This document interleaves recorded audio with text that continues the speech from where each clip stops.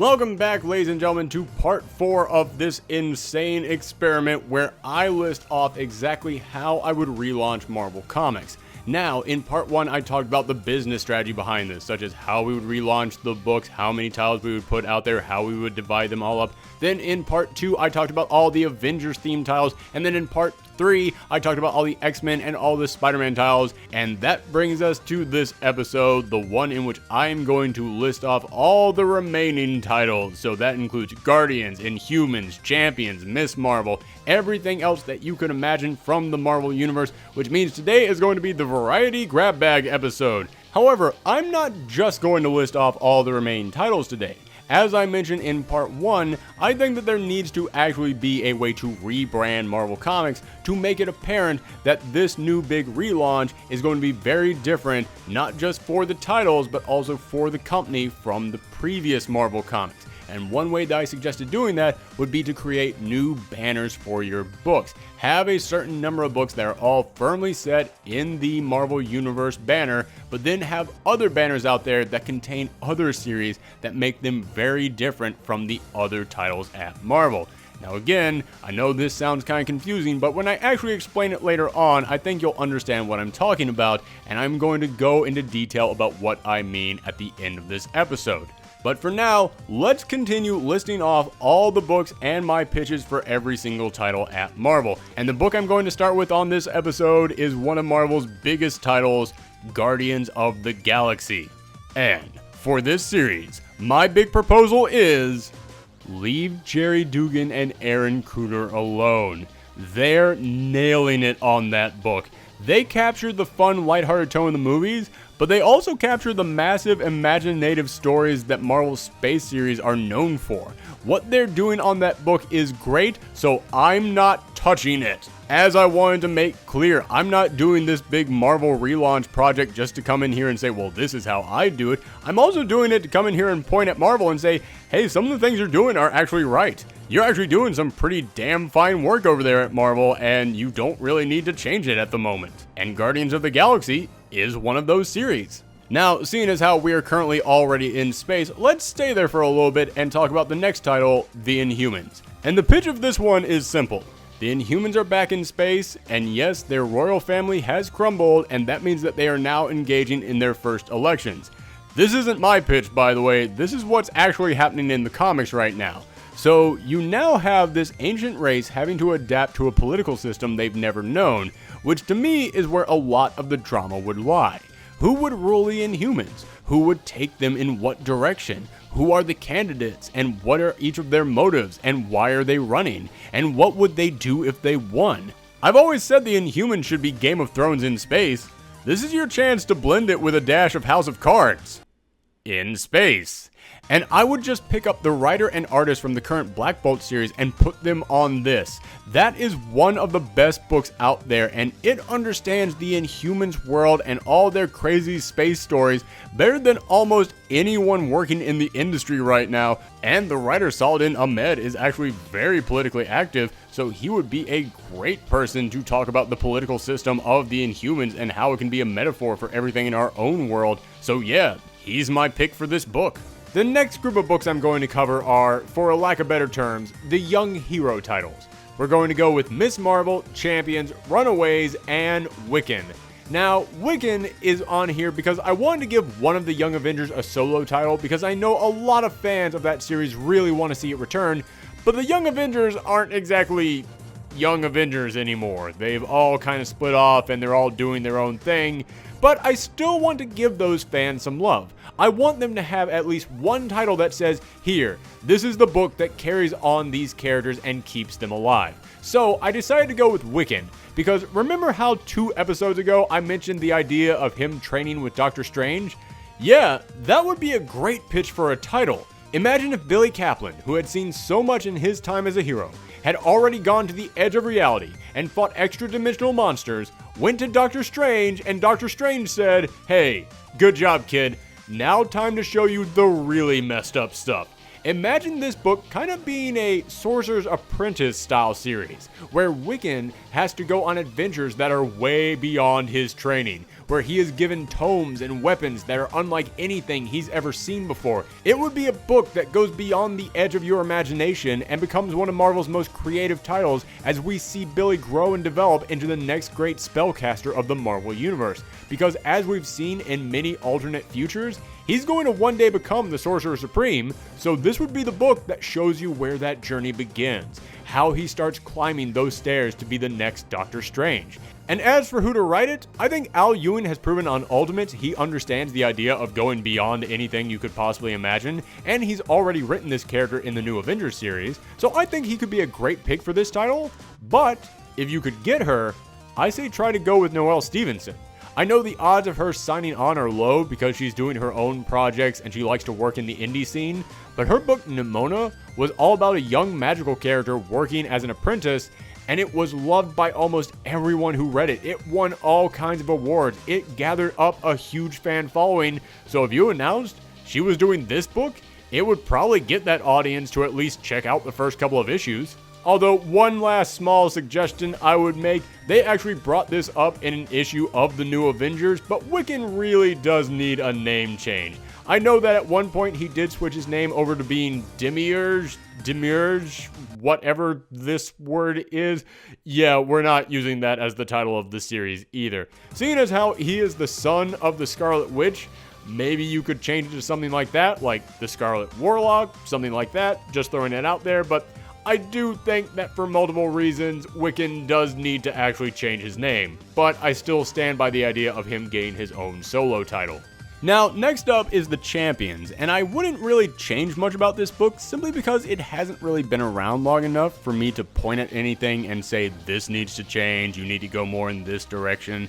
I would say that this book now needs to become bi-weekly simply because I think that the audience that this book appeals to wants a book like this more often, and also considering that they are telling smaller stories in The Champions, more character-centric ones, I think that those types of stories work better when you can read them more frequently. It gives you the opportunity to actually build this cast up and develop their relationships quicker. Also, I'd maybe say add Ironheart onto the cast just because I think it would be cool to see her and Amadeus Cho talking science stuff together. But just like with the Avengers, I don't think Mark Waid has been given enough of an opportunity to show what he can do on this title, so I say for now let's keep him on the series. But if Mark Waid doesn't want to stay on board because, well, in all honesty, he's already writing a ton of stuff at the moment, then I could see Al Ewing coming on board thanks to his love of writing fun, quirky, younger characters and heroes tackling real issues. Or I think Kelly Thompson would be a strong pick. She only wrote a few issues of A-Force back when that series was around, but those few issues were easily the best of the entire series, and it kind of captured the exact feel that I think that this team should have. Although, one suggestion I'd make for this book is to get more villains in there. The Champion series has been about taking on real-world issues, and I'm totally cool with that. But yeah, man, you have to give us some kind of a recurring threat, someone they can punch. And they have introduced a group of villains in this book, and they beat them by making a YouTube video and tearing up a bunch of merchandise. I get it, it was a moral victory, it was all about rising above, I understand that, but yeah, man, we need to see these guys fighting someone, and we need some more to be continued in this series. But that's really my big complaint. Aside from that, no notes. Next, I will very quickly go over Ms. Marvel simply because not much needs to be said about Ms. Marvel. Leave it alone. Let G. Willow Wilson keep writing that book. In all honesty, I can't even begin to think of anyone else out there who is more suited to write the character of Ms. Marvel. G. Willow Wilson is Ms. Marvel. When the day eventually comes when she decides she does not want to write that character anymore, I have no idea what Marvel is going to do. So for now, leave that book alone. It serves a great purpose over there, has a wonderful voice, it's actually doing very well in the digital sales and in the trade sales, which, speaking as a retailer, I know I really shouldn't admit this, but that is the future of the market. So yeah, back away, leave it alone, stop forcing Civil War or other giant massive crossover events into that title, let it be its own thing. And lastly, the Runaways. Now, this one is kind of an odd pitch, because I was going to come in here and say that we need to get a writer like Mariko Tamaki or Becky Cloonan who could capture a darker and more angsty tone to this series, because that's what worked for the Runaways when they were first created. And I feel like over time, people have forgotten that, and they've tried to give them too much of a fun and wacky personality. And I was also going to say that we needed to age these characters up, actually show how their younger adventures have started to affect them as they grow, and show that these are people who rebelled against evil adults, and now they have to realize, I'm slowly becoming an adult. That's what I was going to suggest, but since I originally recorded this episode, Marvel has released the first issue of their new Runaway series, and it actually kind of already did this. It captures the tone of the original series by being darker and more angsty. It did age these characters up, and showed the effect that their past adventures are having on their mental state. It kind of nailed what I wanted. And granted, we still haven't seen where this story is going, or the whole team coming together again, but so far, this book is right on course, so yeah, screw my pitch. Marvel, you got this on track, so I'm just going to step away and say keep going. Okay, that brings our total up to 21 books. Only a few more to go. So let's move into the next category, which will be the Marvel Knights, the darker street level heroes. And for these titles, I'm going with Daredevil, Defenders, Black Widow, and Power Man and Iron Fist. Now, for Daredevil, I'll admit, I wasn't the biggest fan of Charles Soule's run on this series. I did end up dropping off, but everyone else seems to love it, and I've been told by many people to give it another shot because it's gotten great in the last year. So, you know what? I will listen to the fans on this one and say let him keep doing what he's doing. Same thing goes for the Defenders. You guys know me, I'm not exactly the biggest fan of Brian Michael Bendis, but I'd be lying if I said he wasn't killing it on this series right now. So let's just keep him doing what he's doing, walk away, and really hope that he continues to turn out some quality work, because so far the first couple issues of this series have been damn impressive. And for Power Man Iron Fist, we're going with David Walker and Sanford Green, the same guys who did the last version of this book. I'm picking them to return to this series because that series started incredibly strong. It was critically acclaimed and audiences loved it. Then it crossed over into Civil War II. And the audiences that were digging it said, oh, I don't want to read about that, and left. And critics could tell, yeah, this isn't where this story was supposed to go, so the book started to tank after that. So I say we give them another shot. Let them tell their story without any crossovers, and let them try and recapture what audiences loved about this book when it began. And the last book in the Marvel Knights lineup will be Black Widow. Now, I know someone is going to say, oh, but she died in Secret Empire. Yeah, does anyone believe that? I mean, for crying out loud, she's on the cover of Iceman #6 that comes out in 2 months. Yeah, she's totally coming back. Heck, it's going to take me a while to finish editing this episode. I wouldn't be surprised if she was already back by the time I finally got this video posted. In fact, future me, did she come back? If she did, just give me a quick thumbs up here. Thanks, future me. So we all know she's going to come back. However, the entire world did see her die. And having the entire world see you die is actually a very interesting position for a super spy to find herself in. I mean, she's supposed to be Marvel's #1 secret agent, and if the entire world thinks you're dead, then that means you're now in a position to go on even bigger, more deadly missions. I say this series is all about Maria Hill sending her out on special missions that are so dangerous nobody else in the world can even know they exist. So, who better to send than a ghost? And as for who to write it, I'd say see if you can get Marjorie Liu to come back for this book. I know she's a huge deal in the indie scene with her series Monstrous, but to this day, she still has what many consider to be the best Black Widow series of all time. And I know a lot of Black Widow fans are ticked about what happened to her in Secret Empire, and as I said, Marvel Legacy is about apologizing for mistakes of the past, so bringing her back would hopefully serve as that apology to all those Black Widow fans out there. Okay, that brings us up to 25 books. Only 4 more to go. But we've gone through so many different corners of the Marvel Universe, what's left? Well, what's left is something new, yet something old. As I said in the first episode, we also need to do something different with Marvel to get people's attention again, to make people say, oh, This isn't just a regular old Marvel relaunch, this is the start of them trying something different. So, the final few books I'm launching aren't even solo titles, they're anthology books. That's right, the last 4 books I'm bringing back are Amazing Fantasy, Journey into Mystery, Tales of Suspense, and Strange Tales. These were some of the earliest books that Marvel put out, and they were originally anthology series, with each book focusing on a different character, or a horror story, or a big sci-fi monster series. Well, we're not bringing them back exactly the same, because anthology series these days don't work that well because people want to be able to form an attachment with a character by following their adventures from issue to issue. As I said previously, just one and done storylines keep readers from coming back. So, here's what we're going to do with these new anthology series. Every single issue will feature 5 stories, each 12 pages long, half the size of a regular comic, so that adds up to being 60 pages long. And we'll charge $5.99 for it, which I know I complain about Marvel overcharging for their books, but $5.99 for 60 pages and featuring 5 different stories in one issue is actually a pretty good deal. And as I said, every single issue will feature 5 ongoing series in one, giving readers a chance to continue the adventures of these characters they love while giving them an opportunity to check out new characters.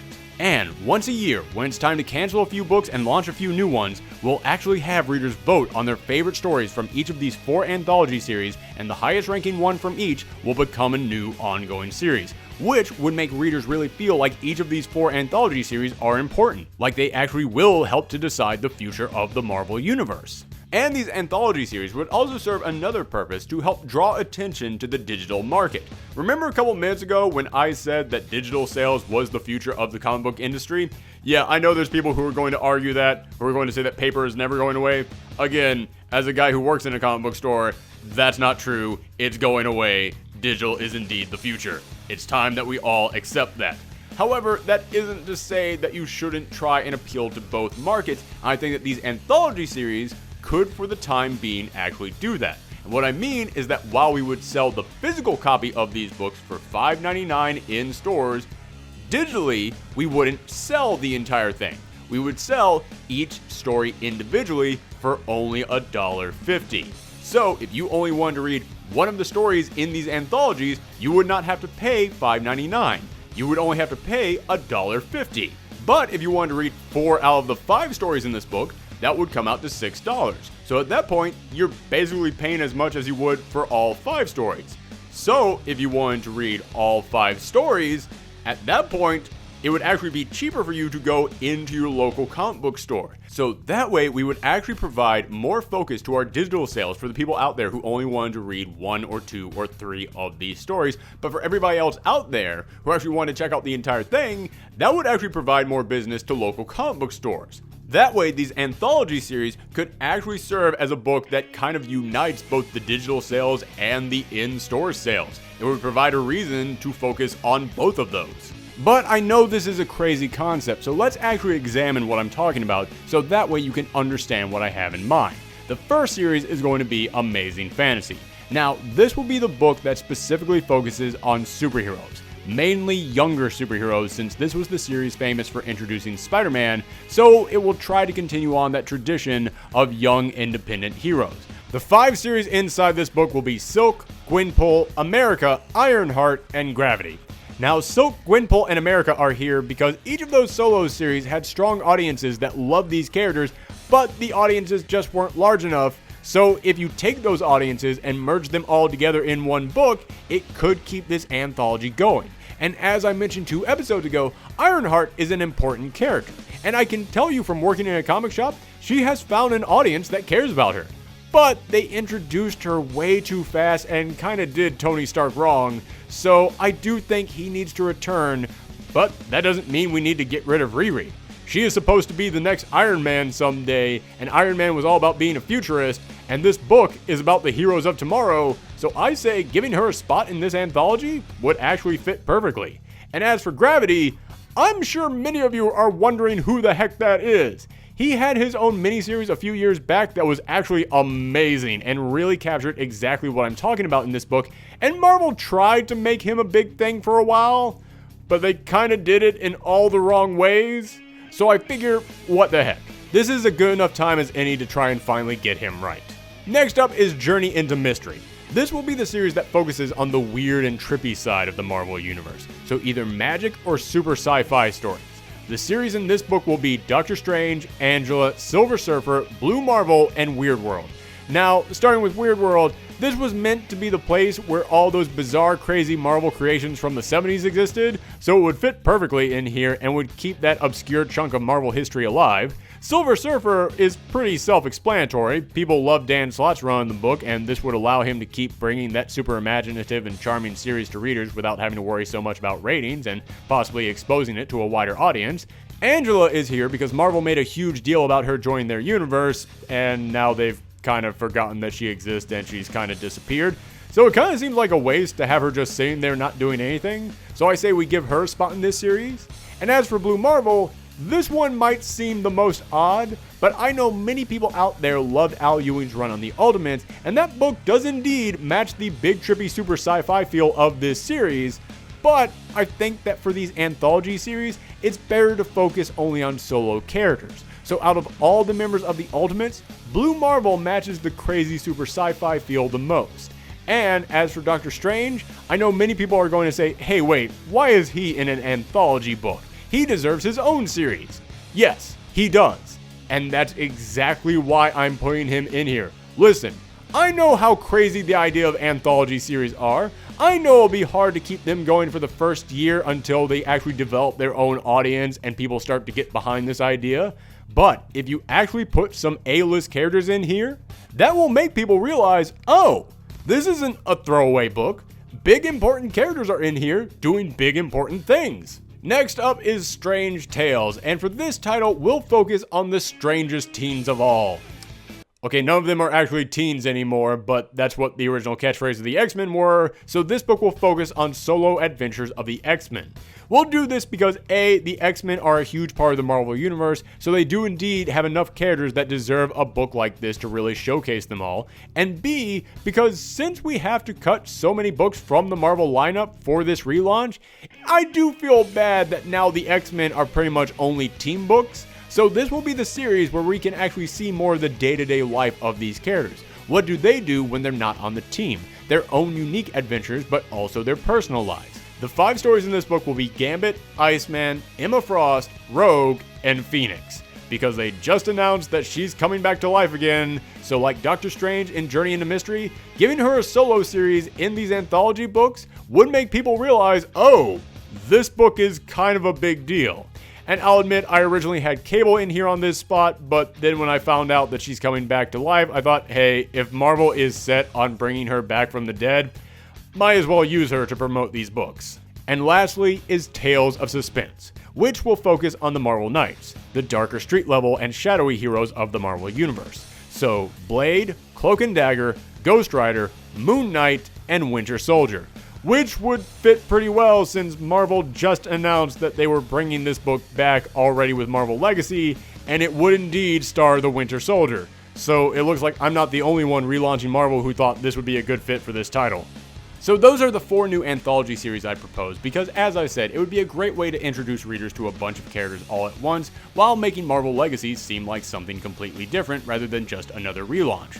But it would also allow the creators to try something new. Remember, these would only be 12 pages a month, half as many as a normal book.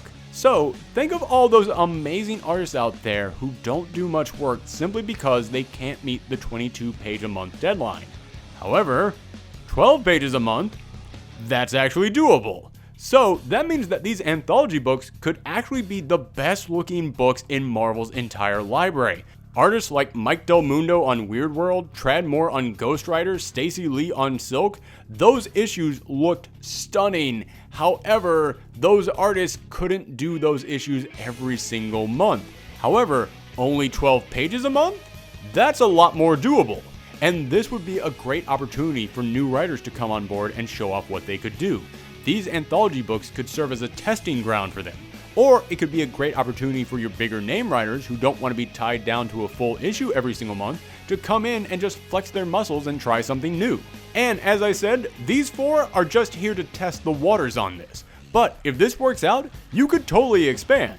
Imagine a what-if anthology that focuses on your alternate reality characters, a Bring on the Bad Guys anthology that focuses on your villains, or a Marvel fanfare anthology that lets you tell untold stories of your classic characters like Bruce Banner, Steve Rogers, and the Fantastic Four for all those readers out there who don't want to read about the new heroes. They want to go back to the old ones. Well, you could give them one single issue every single month that just gives them every character they want all at once. There's great untapped potential with these anthologies. I think if Marvel really tried to support them, it could be a great original thing for their company.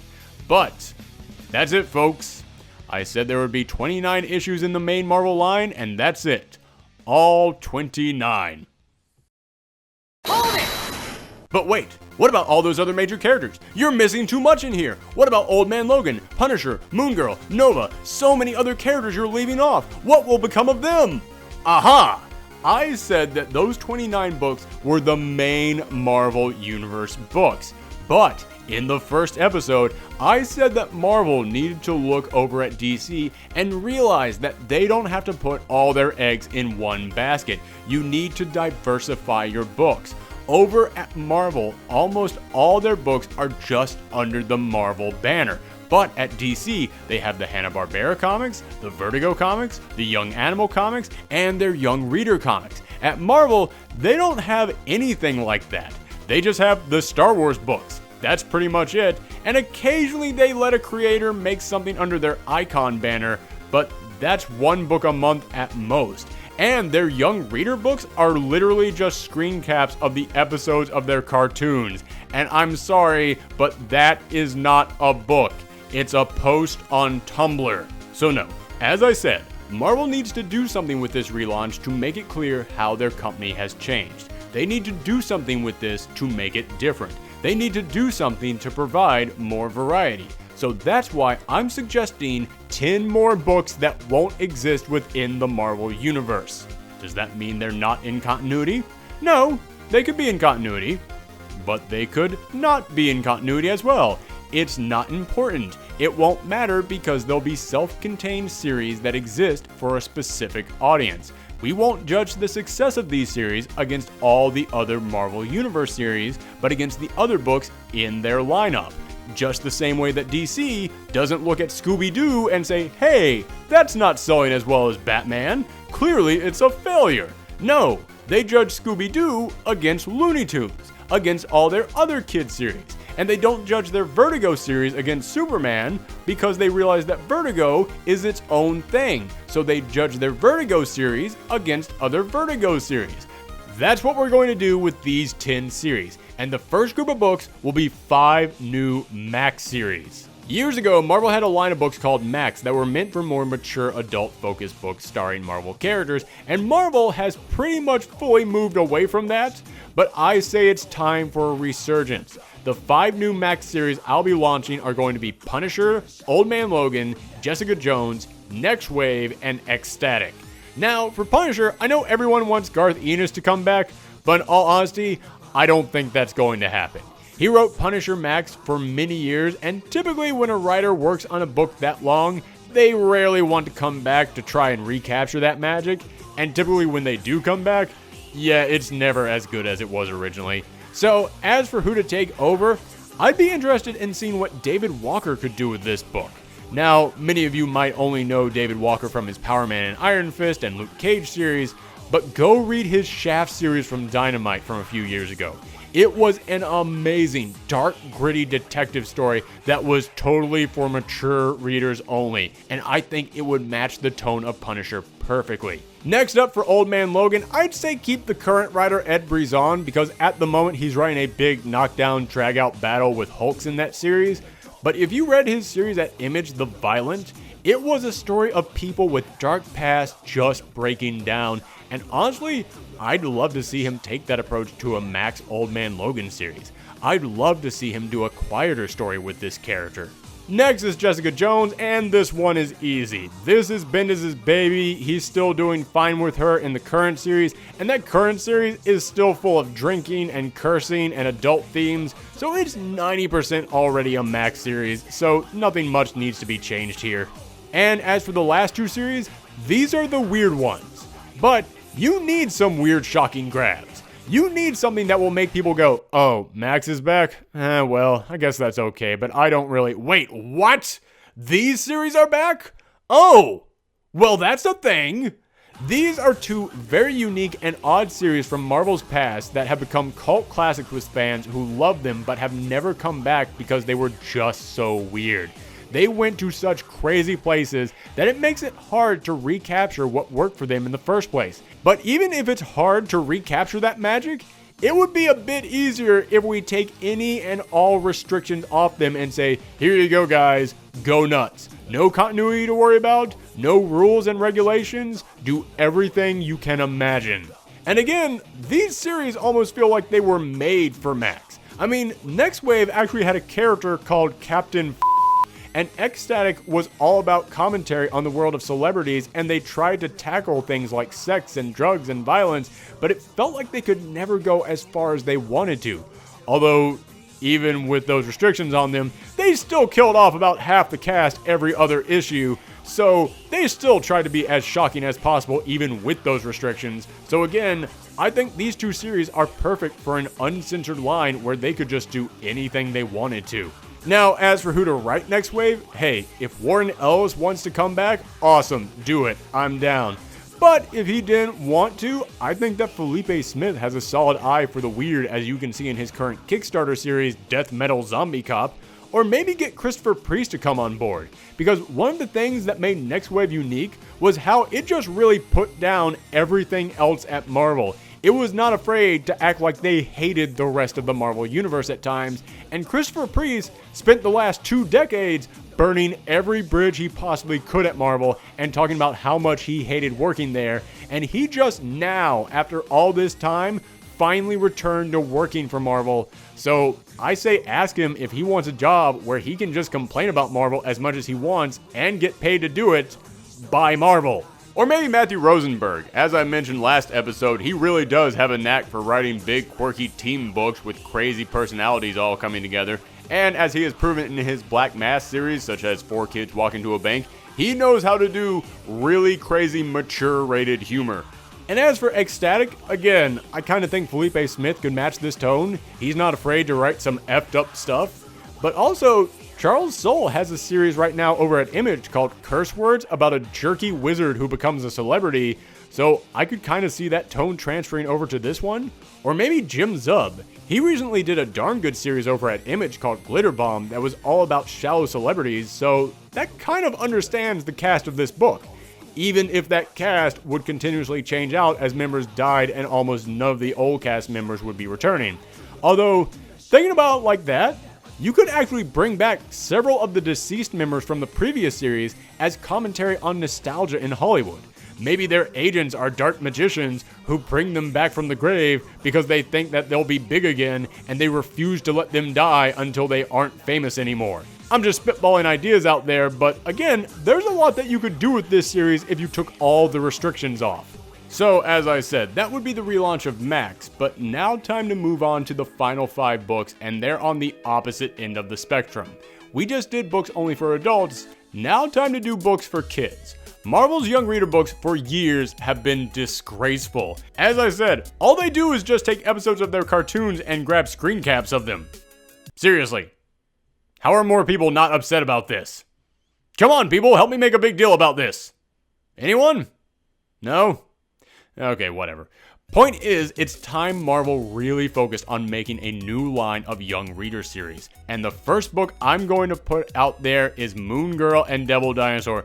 This book has been applauded by so many people for being a great book for kids, has won several awards for it, and even though its single issues don't sell all that well, its trades sell very well because they're sold at book fairs to little kids. So, heck yeah, let's stop making this book something that has to compete with Spider-Man and make it the frontrunner of Marvel's new line of young reader books.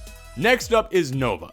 This series has been one that Marvel has really wanted to be a great series for kids, and they succeeded. It's a great book for younger readers, and older readers for that matter.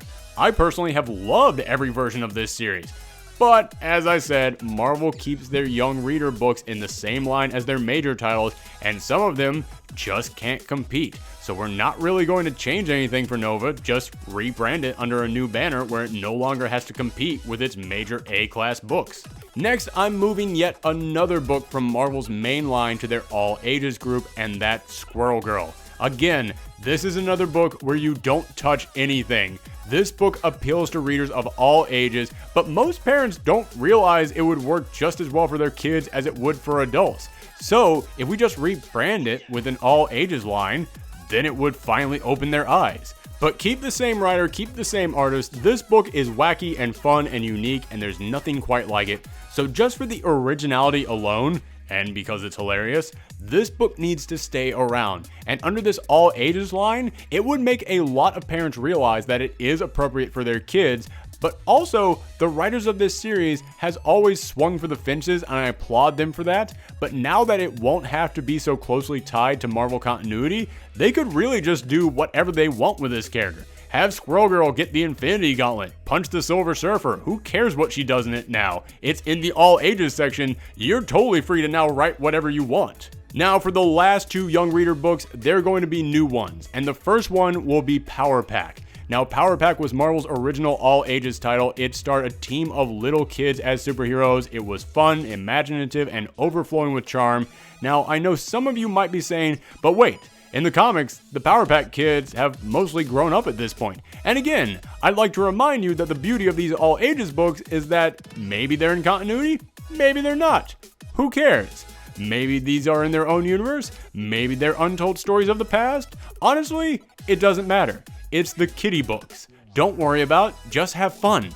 But just like with Next Wave in the Max titles, you need something here that is going to make people stand up and take notice. You need a book that will make people realize, oh, Marvel's actually trying something cool with these young reader books. So rounding out the young reader titles, Big Hero 6. For crying out loud, Marvel, how have you not made books for these guys yet? Yes, I know. Their excuse is that they can't bring their Big Hero 6 back because their Big Hero 6 is nothing like the Big Hero 6 in the movies and the cartoons. Yes, this is true. If they brought back their Big Hero 6, it would be odd since they are so different from the movie versions. But here's the thing about that. These guys suck. And I don't mean in comparison to the movie versions. No, I mean they're just bad. Nobody wants to read about them. So instead, launch an all ages Big Hero 6 book. Set it in an alternate reality where they're, well, basically just the exact same versions as the movie. Then tell brand new stories with these characters. I still to this day get asked by people in my store if there's a Big Hero 6 comic, and it still frustrates me that I have to tell them no. For the love of God, Marvel, make this book and put Greg Pak on it. Did you read his new series, Mech Cadet U? It's basically Hero and Baymax meets Voltron and Gundam. He would know exactly what to do with this title.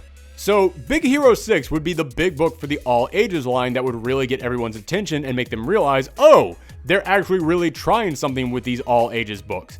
But I'd also say, just to get people interested, take Art Baltazar and Franco, the creative duo behind Tiny Titans, All Yeah Comics, and so many other all ages series, and have them do small 2-page backup stories in each of these comics for the first 6 issues. Because again, that would let readers know, oh, Marvel is actually trying with these kids' books. They aren't just creating them and then throwing them to the wolves, they're actually trying to make them special. So alright, now for the next group of books, wait. Oh my god. It's over. It's finally over. That was the last book. I'm finally done. Woo! Okay. Wow. I never thought we'd ever get here, but it's done. That, ladies and gentlemen, was how I'd relaunch Marvel Comics. It's been months worth of work, hours of content, and so many rewrites that I am honestly shocked that I actually finished this, and I'm even more shocked that anybody actually stuck around to hear it all. Thank you all so much for sticking around for the long haul. This is honestly something I've been wanting to try for a long time, so I hope you guys enjoyed it, and let me know in the comments down below if you want to see more videos like this where I just pitch you my ideas for reboots and remakes. I know my channel is mostly known for our coverage of comic books, but we also do movie and TV reviews on the weekends, and honestly, a video series where I pitch reboots and remakes is perfect for talking about movies and television. So again, if you want to see something like that, or if you have any notes for me, let me know that in the comments down below. Thanks again for sticking with us, and if you want to help this channel, then hit that subscribe button, hit that bell, hit that thumb up. There's so many things to hit down there, and follow me on Twitter and Twitch at Professor Thorgy, and please, please, please share this around the web. As I said, I spent more time on this video than anything else I've ever done on this channel, so if you know anyone or any place that likes comics, go ahead and give it a share. It would help us out so much. Thanks everyone, come back next time.